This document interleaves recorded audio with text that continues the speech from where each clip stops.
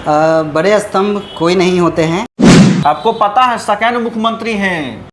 मुख्यमंत्री जी उस ढंग से काम नहीं कर पाते हैं, तो अगल बगल में जो रहते हैं वही वो चला रहे हैं। उनको कहते हैं कि रिमोट से कंट्रोल कर रहे हैं। हम पूरे बिहार के सबसे युवा हैं जो जनसुराज के प्रत्याशी हैं, और सारंजन से इसीलिए हम लोग आए हैं क्योंकि सारंजन के हम बेटा हैं, सारंजन के लाल। चौधरी जी उनको इतना वर्चस्व दे दिए हैं कि उन्होंने हर जगह पे किसी मतलब कोई अगर आवाज़ उठाता है तो उस पर FIR करवा देते हैं। तो वो एक्टी है नहीं, उनके कई सारे ऐसे लोग हैं जो सारंजन में भ्रमण कर रहे हैं और उनके खिलाफ जो बोल रहे हैं उनको दबाने का प्रयास। देखिए, आप डाटा उठा के देखिए, सारंजन के बहुत ही कम लोग उसमें मिलेंगे जो इसमें मेडिकल कॉलेज में या फिर इंजीनियरिंग कॉलेज में वर्कर विकास हुआ है ना सर। अभी आप देखें नहीं, उराही कराए हैं, 3 दिन उराही हुआ है, चौथा दिन बाढ़ का पानी आ गया और 10,000 करोड़ रुपया रख लिए। नमस्कार, आप देख रहे हैं लाइव लॉन्ग न्यूज। मैं आपके साथ ब्रजमोहन गौतम। आज मैं समस्तीपुर जिला के सारंजन विधानसभा में आया हूं, जहां पर जनसुराज पार्टी के एक युवा नेता जो बहुत महज कम उम्र के हैं और सारंजन विधानसभा से ताल ठोक रहे हैं, जहां पर एक बहुत बड़े स्तंभ माननीय मंत्री विजय चौधरी जी के खिलाफ जंग का ऐलान किए हैं। जानकारी लेते हैं कि विजय चौधरी के खिलाफ चुनाव क्यों लड़ रहे हैं, इनकी लक्ष्य क्या है और जनसुराज पार्टी में ही क्यों ज्वाइन कर रहे हैं युवा। सबसे पहले मेरे चरण आपको स्वागत है। बहुत बहुत धन्यवाद, आपके दर्शकों का भी बहुत बहुत धन्यवाद। सबसे बड़ी बात ये बात है कि आज जो बिहार में जनसुराज पार्टी का जो परिवर्तन चल रहा है, नए नए लीडरशिप उभर रहे हैं, उसी दौर में आप भी आए हैं और आप बड़े स्तंभ के खिलाफ लड़ रहे हैं। जी बिल्कुल। बड़े स्तंभ कोई नहीं होते हैं। वो भी एक जब आए थे हमारे सारंजन में चुनाव लड़ने के लिए, तो एक मामूली से नौकरी करते बैंक का नौकरी छोड़ करके हमारे सारंजन में चुनाव लड़ने आए थे। तो बड़े स्तंभ जनता बनाती है, वो कोई बड़े स्तंभ बन के विधानसभा में नहीं जाते हैं। आपको पता है सेकंड मुख्यमंत्री हैं।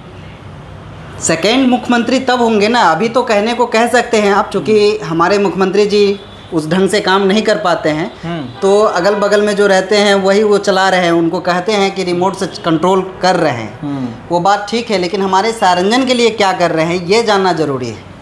और रह गया बात हमारा, तो हम पूरे बिहार के सबसे युवा हैं जो जनसुराज के प्रत्याशी हैं, और सारंजन से इसीलिए हम लोग आए हैं क्योंकि सारंजन के हम बेटा हैं, सारंजन के लाल हैं।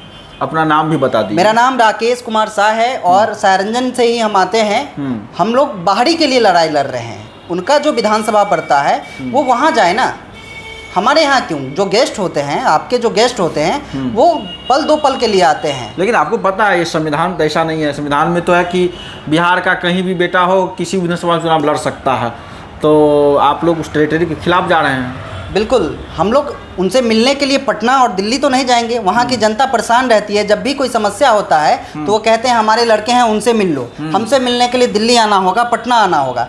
लेकिन इसका विरोध है। वो बाहरी हैं वो तो ठीक है, लेकिन उसके साथ साथ उनसे मिलने के लिए वहाँ के आम जनों को पटना और दिल्ली क्यों जाना भाई? वहाँ के जो आम पब्लिक है उनको वहीं मिलना है। सारंजन में उनके कार्यालय होना चाहिए, सारंजन में उनकी उपस्थिति होनी चाहिए। जब उनकी ज़रूरत हो तो सारंजन में वो मुलाकात उनसे होनी चाहिए। उनसे मिलने के लिए हमें दिल्ली और कोलकाता जाने की जरूरत आपको क्या लगता है कि उनका देखरेख एक बबलू जी करते हैं, बहुत उनका नाम फेमस है। जी जी, बबलू एक्ट के नाम से उनका नाम फेमस है। और उनका बबलू ही नहीं, उनके बबलू एक्ट बोल रहे हैं आप। बबलू एक्ट बोल रहे हैं, इसीलिए बोल रहे हैं कि बहुत जगह पे एक्ट उनका इस्तेमाल हुआ है। तो संविधान में तो एक्ट नहीं है ये। आप संविधान में तो बिल्कुल नहीं है, लेकिन चौधरी जी उनको इतना वर्चस्व दे दिए हैं कि उन्होंने हर जगह पे किसी मतलब कोई अगर आवाज़ उठाता है तो उस पर FIR करवा देते हैं। तो वो एक्ट ही है, वो एक्ट ही है उनका। और दूसरी बात, जो उनके बबलू के बारे में आप कह रहे हैं, उनके एक नहीं, उनके कई सारे ऐसे लोग हैं जो सारंजन में भ्रमण कर रहे हैं और उनके खिलाफ जो बोल रहे हैं उनको दबाने का प्रयास कर रहे हैं। जी बिल्कुल, मैंने वर्चस्ववादी कर रहे हैं बहुत ज़्यादा ही। और इसी मुद्दे पे हम लोग नहीं कहेंगे, बिहार में जो जैसे एक शराबबंदी है नीतीश कुमार जी का, तो शराबबंदी तो आप जानते हैं कि हर जगह पे ऑनलाइन डिलीवरी आज के डेट में हो रहा है। तो शराबबंदी केवल पेपर पे है और हर जगह पे घर घर होम डिलीवरी हो रहा है, उससे हर वार्ड, हर घर, हर समाज में अब एक तो थाना में भी डिलीवरी हो रहा है। थाना में भी डिलीवरी हो रहा है। तो हर घर, हर समाज में एक ऐसे गुंडा जन्म ले लिया है दारू के कारण। ठीक उसी तरह से चौधरी जी के कारण हर पंचायत में एक ऐसे लोग आ गए हैं उनके वर्चस्व में, जिसपे मंत्री जी का हाथ है और उनको दबदबा है कि आप जाइए, जो हमारे खिलाफ बोल रहा है उसके खिलाफ आपको जो करना है कीजिए, हम आपके साथ हैं। आपको पता है मंत्री जी विकास पुरुष से सरारंजन में मेडिकल कॉलेज, इंजीनियरिंग कॉलेज का भरमार कर दिए। जो लोग बाहर जाते थे इलाज कराने के लिए, वहाँ सरारंजन में अब इलाज करा रहे हैं। अब मेडिकल कॉलेज और इंजीनियरिंग कॉलेज की जिसकी आप बात कर रहे हैं, वो ठीक है, आपने विकास के नाम पे उनको लेकर के आया है, लेकिन वो व्यवस्था तब बदलती जब हमें उस क्षेत्र में, उस समाज के, उस गांव के, उस विधानसभा के लड़के को जॉब होता। आप वहाँ पे वैकेंसी जब लेते हैं, किसी की बहाली लेते हैं, तो बाहरी लोग का वहाँ पे लेते हैं, उजियारपुर के लोग को, दक्षिण सराय के लोग को, या फिर उससे बाहरी सरारंजन के लोगों को नहीं है उसमें। आप देखिए, आप डाटा उठा के देखिए, सरारंजन के बहुत ही कम लोग उसमें मिलेंगे जो इसमें मेडिकल कॉलेज में या फिर इंजीनियरिंग कॉलेज में वर्कर है। बाकी सभी लोग जो उनको डोनेशन दिए हैं उनको बुला करके, या फिर जो उनके अपने लोग हैं उनको उन्होंने उसमें रखने का प्रयास किया है। अच्छा, वो जल संसाधन मंत्री हैं, उनके जल संसाधन मंत्री में क्या लग रहा है कि जल का, नदी का क्या विकास हुआ? विकास हुआ है ना सर, अभी आप देखें नहीं, उराही कराए हैं, 3 दिन उराही हुआ है, चौथा दिन बाढ़ का पानी आ गया और 10,000 करोड़ रुपया रख लिए। 10,000 करोड़ का वो उराही करा चुके हैं 3 दिनों में। बताइए, जेसीबी से 5 फीट, जो 40-42 फीट जो नदी का है, उसमें 5 फीट गड्ढा करा करके 10,000 करोड़ का आवंटन हो गया। वो पैसा कहाँ से आया है? वो तो उस विधि व्यवस्था का है, आम लोगों का है, जनता का पैसा है। 3 दिन उराही, अगर उराही कराने का जो बड़ा आरोप आप लगा रहे हैं। एकदम बिल्कुल, आप इसको आप ले सकते हैं डाटा के माध्यम से कि भाई 3 दिन में कौन सा ऐसा काम उन्होंने जल संसाधन मंत्री ने कर दिया हमारे विधानसभा में कि 10,000 करोड़ का आवंटन हो गया उनको। 3 दिनों में ऐसा तो कोई काम हो नहीं सकता है बिहार में। तो इससे पहले भी तो उराहीकरण हो सकता था, लेकिन चुनाव एक माहौल था और उनको मालूम है कि भाई, आप देखिए कि बिहार में हर साल बाढ़ आती है, उनको मालूम है कि कब कौन सा काम कराना है और जिसका पूरा का पूरा पैसा हमारे खाते में बच सकता है। जी बिल्कुल। अच्छा, आपको ये लगता है कि जिस प्रकार विद्यापति एक बहुत ही धार्मिक स्थल है और विद्यापति का कुछ विकास हुआ है उनके क्षेत्र में? हमें तो नहीं लगता है कि उनके कार्यकाल में कुछ ज़्यादा विकास हुआ है। उनके कार्यकाल में विकास हुआ है उन लोगों का जो उनके साथ, उनके आगे पीछे करते हैं, या फिर उनके कहने पे कहीं पे जो काम है उसका सूचना देते हैं। बस कौन लोग आगे पीछे करते हैं? आप ऐसा कोई भी पंचायत उठा लीजिए, के बेटा होंगे ना, ऐसा कोई भी पंचायत उठा लीजिए जहाँ पे उनके लोग नहीं हैं और जो वर्चस्व नहीं दिखाते हैं। हर पंचायत में उनके कुछ लोग हैं। अभी आपने बताया हर जाति में हैं, हर जाति में नहीं है, कुछ उनके अपने करीबी लोग ही हैं और कुछ उनके स्वजातीय ही हैं। और जो उन्होंने अभी जो मेडिकल कॉलेज बनवाने का काम किया, मेडिकल कॉलेज के आसपास की जो ज़मीन का रेट था उस समय 5 से 6 लाख रुपए ज़मीन का रेट था। उसके बाद जब मेडिकल कॉलेज बना तो उसका थोड़ा सा रेट में इजाफा हुआ, लेकिन उनके जो लोग हैं, उनके आसपास के जो लोग हैं, उनका सारा ज़मीनों पे कब्जा हुआ और उन्होंने उसी को ज़मीन बेचा जो मोटी रकम दी और उसमें बीच में कमीशन रखने का काम किया।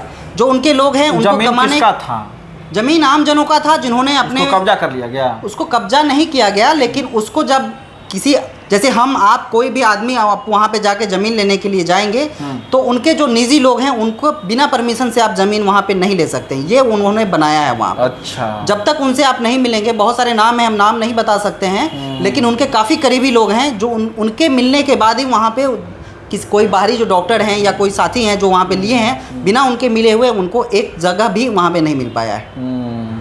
क्या लगता है आपको कि जो समस्तीपुर जिला में कुछ लोग का आरोप है विपक्ष का कि समस्तीपुर में विजय चौधरी पूरा वर्चस्व जमा लिए हैं, हर थाना ब्लॉक में वो अपने आदमी को पोस्टिंग, ट्रांसफ़र इत्यादि करते हैं, क्या बात सही है? ट्रांसफ़र के मामले में वो बहुत अव्वल हैं और उसमें एक मोटी रकम भी जाती है। आप जानते होंगे कि कभी भी किसी का तबादला होता है यहाँ से कहीं तो मंत्री जी के बिना कहने पे नहीं होता है और मंत्री जी उसमें एक मोटी रकम रखे हुए हैं। अगर आपको इस क्षेत्र से किसी और क्षेत्र में जाना है तो मंत्री जी के पास जाइए और उस मोटी रकम को पूरा कीजिए, आपका काम हो जाएगा। मैंने पूरा मंत्री जी वो भ्रष्टाचार पर आरोप लगा रहे हैं। बिल्कुल, आप जानकारी ले लीजिए। अगर आपके कोई साथी हैं, आप किन्हीं को भेजिए। बिना पैसे का वो एक किसी का भी ट्रांसफ़र यहाँ से वहाँ नहीं करते। चाहे आपके साथ कितना भी परेशानी हो, कितना भी दिक्कत हो, वो आपको ट्रांसफ़र नहीं दिलाएंगे। लेकिन आप पता है आप जिस प्रकार आरोप लगा रहे हैं, आप पर भी एक्ट लग जाएगा, तब क्या कीजिएगा? अब एक्ट लगने के लिए तो हम नहीं डर सकते हैं। मंत्री जी का विरोध होना है, और हो गया 15 साल उन्होंने राज किया है हमारे सारंजन विधानसभा में। अब सारंजन का बेटा का बारी है, सारंजन के जो लोग हैं वो युवाओं का बारी है। अगर उन पे एक्ट लगाने का है तो उस एक्ट से लड़ने के लिए हम तैयार हैं। बिल्कुल। कुछ लोग कहना है कि अभी जो बिहार के हुक्मरान हैं, माननीय मुख्यमंत्री नीतीश कुमार जी, वो उनका तबीयत ठीक नहीं है। क्या आपको भी लग रहा है तबीयत ठीक नहीं है? आप ही बताइए ना कि राष्ट्रगान के बीच में कौन ताली बजाता है? महिला को सम्मानित करने में कोई अपने पास खींचता है। आपने वीडियो नहीं देखा है इससे पहले? इन सभी चीज़ों से आपको क्या साबित होता है? उनको मानसिक संतुलन खराब है, उनको अपनी जांच करानी चाहिए। और हम तो ये दावा कर सकते हैं कि इस बार चुनाव केवल उनके नाम पे। पास क्यों मजबूरी है नीतीश कुमार, क्यों जरूरी है? उनके एनडीए के पास इसलिए मजबूरी है कि उनका जो समर्थन है केंद्र में, केंद्र का समर्थन न छीन जाए, जिसके कारण नीतीश कुमार मजबूरी बने हुए हैं। और इस मजबूरी को, इस बीमारी को बिहार से हम लोग ख़त्म करने वाले हैं। जनसुराज इस मजबूरी को नया विकल्प के तौर पे लाई है। और इस यकीन मानिए नवंबर के बाद, मान लीजिए सारंजन में आपको जनता के आशीर्वाद से आप विधायक चुन जाते हैं जनसुराज पार्टी की तरफ से, तो आप क्या विकास कीजिएगा? सारंजन में जो लोग हैं उनको बाहर जाने की कभी आवश्यकता नहीं पड़ेगी। रोजी रोजगार के लिए जो अपने गरीबी रेखा में हैं और मजबूरी में हमारे क्षेत्र से बाहर जाकर के काम कर रहे हैं, दिल्ली, पंजाब, हरियाणा, हमारे काफ़ी ऐसे साथी दोस्त मित्र हैं जो हमारे साथ पढ़ा करते थे, वो आज के डेट में दिल्ली, पंजाब में धक्के खा रहे हैं। उन जैसे साथियों को हम वापस बुलाने का काम करेंगे और सारंजन की धरती पर ही उन्हें रोजी रोजगार की व्यवस्था कराने का व्यवस्था करेंगे। सबसे पहला हमारा ये काम होगा, बाकी जो काम होगा, लेकिन सबसे पहले जो हमारे युवा साथी, हमारे जो गार्जियन हमें परिवार को छोड़ करके बाहर धक्के खा रहे हैं, गाली खा रहे हैं, उनको सम्मान से लौटा करके अपने रोजी रोजगार अपने विधानसभा के अंदर देने का काम करेंगे। तो आपने इस प्रकार सुने माननीय राकेश जी का कि किस प्रकार बिहार में वर्चस्व, गुंडागर्दी, भ्रष्टाचार व्याप्त है। और खास करके माननीय विजय चौधरी जी के द्वारा जो ट्रांसफ़र, पोस्टिंग या उनके चाटुकार के द्वारा पूरे सारंजन को कब्जा कर लिया गया है, ये राकेश जी का कहना है। आपका क्या कहना है? लाइक, कमेंट, शेयर कीजिए। आप देख रहे थे लाइव लॉन्ग न्यूज़। मैं आपके साथ ब्रजमोहन गौतम। धन्यवाद।